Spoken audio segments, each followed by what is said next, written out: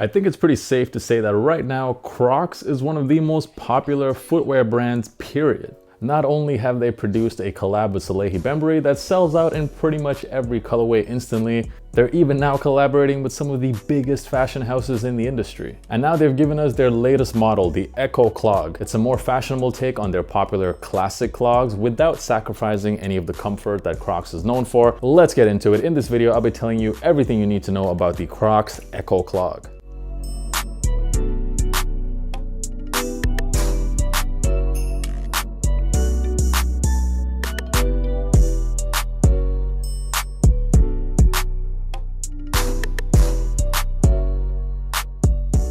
So what is good, guys, and welcome back to all my long-term viewers who, by the way, are probably wondering right now, where did the glasses go? This is my first video post laser eye surgery. Yeah, I know I probably need to change my avatar. And if this is your first time here, my name is Josh. I do sneaker reviews and all kinds of other sneaker content. I'm dropping at least 3 videos a week, so make sure you hit that subscribe button. So let's get into it. We're here to talk about the Crocs Echo Clog. So these released worldwide on October the 5th. It released initially in 2 colors. The one I have right here is the Stucco colorway, and we also got this Desert Grass, which is more of a yellowish colorway, and it retailed for a price of 70 euros or $70, which is around $10 to $15 more than your classic clogs. It is still cheaper than your Salehe Bemburys though, which retail for around 85. So when I was researching about the shoe to make this video, I noticed one word kept coming up over and over again, and that was streetwear. While your normal classic clogs seem to be targeted at pretty much everyone, this pair right here seems to be the first general release Crocs that's targeted towards a more fashion conscious consumer. And just looking at them in hand, yeah, you can definitely tell they have successfully achieved a more fashionable look here.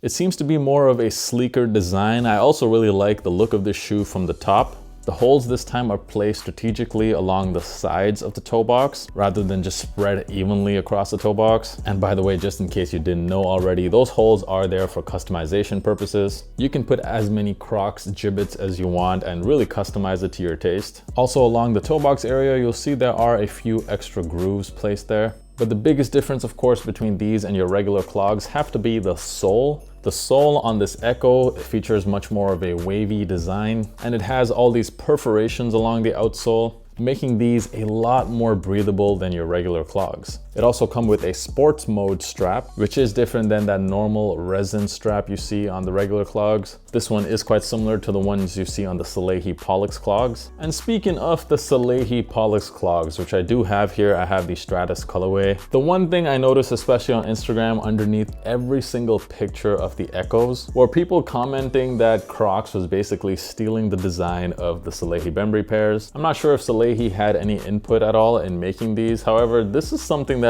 every sneaker brand has been doing for the last 20 years, making a more widely available version of a limited edition shoe. This is nothing new. I also don't see how it can be considered stealing a design when the design is from your own brand. But of course, I'll admit they are pretty similar looking, especially that wavy pattern. But that's pretty much where the similarities end for me, because the Salehes are quite different. If you guys didn't already know, this wave pattern on the Pollex Clogs came actually from Salehe's own fingerprints. They also have this little extra rubber piece on the toe as well as on the outsole, so the traction on these is actually better than the Echoes. And the waves on the Pollex Clogs, as you can see, they're throughout the entire mold of the shoe, whereas on the Echo Dot, it's pretty much just on the sole of the clog. Just my opinion, but from a looks point of view, I do prefer the Salehes. Let me know down in the comments which of these two do you guys prefer, just talking about looks here. And getting into the comfort, I have to say the Echo Dot is an extremely comfortable pair of clogs, because not only does it have that Croc Light resin material, you additionally get this light ride drop-in insole, which adds a lot more cushioning. So you'll definitely feel it on feet. Comparing these with the Pollex Clogs, these are just a lot more cushiony, a lot more comfortable to walk in. With the Salehes, based on my experience, you can really feel the ground because you're just really low to the ground. So even though these Echo Dots cost $15 less, they're actually a more comfortable version of a clog. And getting into sizing, so I got these in the same size I wear in all my Crocs, which is a full size down than my true size. I got these in a size 10. I normally am a size 11 in most sneakers like Nike Dunks or Jordan 1s.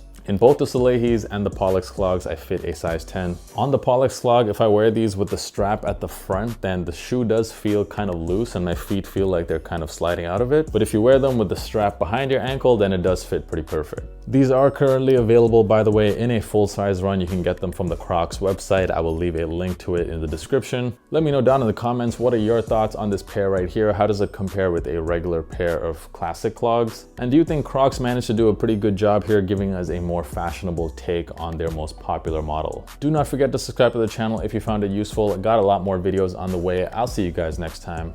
Peace.